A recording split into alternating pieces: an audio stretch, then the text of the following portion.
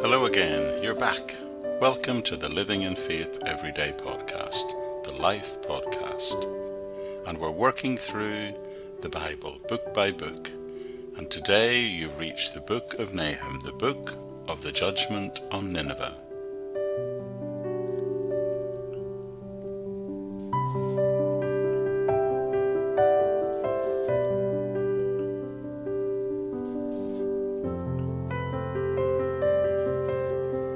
The book of Nahum is a beautiful pictorial poem.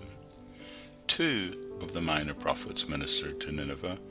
One was Jonah, the other Nahum. Nahum chapter 1 verse 1 says this book is the vision of Nahum. All that is known of him is what is said about him in that verse, so very little is known of him. It does not tell us who his father was or who the king was when he lived. It only tells us later of his town. So who was the book written to? Well, there's no mention of a king in the opening verses, but there are several clues to the book's date.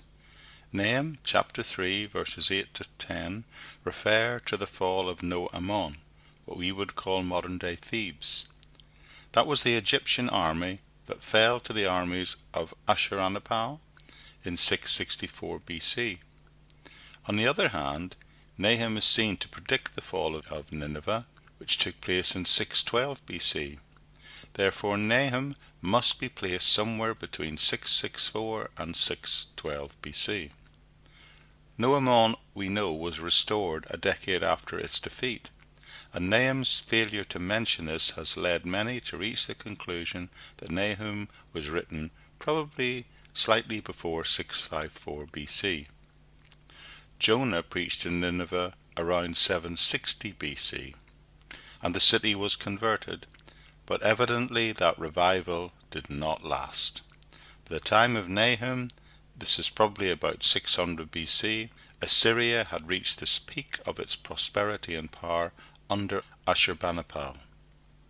Nineveh had again become the mightiest city on earth, with walls described as being 100 feet high and wide enough to accommodate 3 chariots riding abreast. Scattered around the walls were high towers that stretched an additional 100 feet in the air. A moat 150 feet wide and 60 feet deep surrounded the walls. Nineveh must have appeared impregnable and could withstand a 20-year siege, it was written. Thus Nahum's prophecy of her overthrow must have seemed unlikely indeed. The book is about Nineveh. Some might say it is even a prophecy against Nineveh, but technically it is written to Judah. Nahum chapter 1 verse 15 confirms that. So thinking about the message of this book, well, most of the short book of Nahum is concerned with the coming judgment of Assyria, and in particular with the destruction of its capital Nineveh. The Assyrians had been cruel enemies of Israel and Judah, but Nahum saw that the day of judgment for them was now approaching. The subject is that coming judgment on Nineveh. In the first verse of his book, the message is God will confront his children by informing them that he is going to judge those who hurt them or persecute them.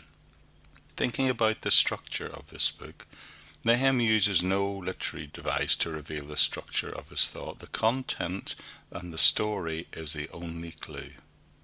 For many, it divides into 4 parts. First of all, the divine judge is introduced in the opening 7 verses, and in the second half of the first chapter, the divine judgment is described. Then in chapter 2, Nineveh's judgment is described, both through its siege and capture and the sacking of the city. And then finally, Nineveh's judgment is described and the reasons given. In other words, why it is so deserved in chapter 3. And that is revealed to be because of her sin and because of her lack of justice.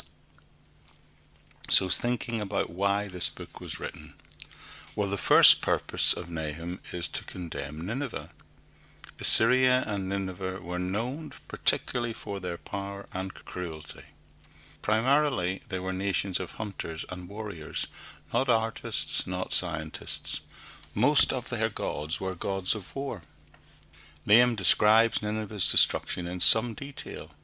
It would first of all be destroyed by flood, then by fire.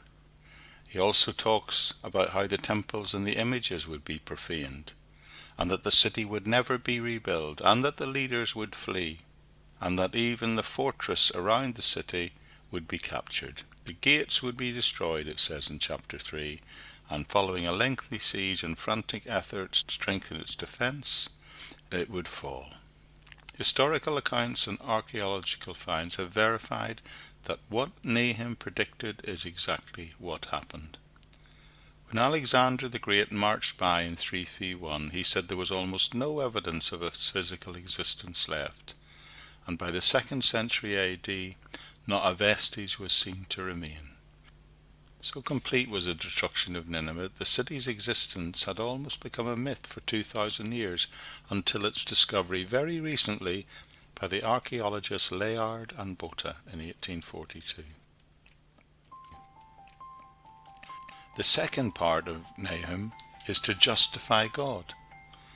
Nahum was not overjoyed at Nineveh's destruction because of any sort of national extremism or vengeful malice. Rather, he is simply a man of God.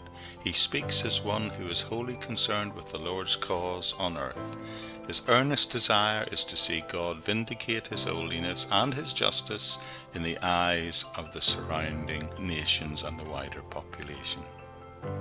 And the third purpose of Nahum was not just to condemn Nineveh, but to also comfort Judah.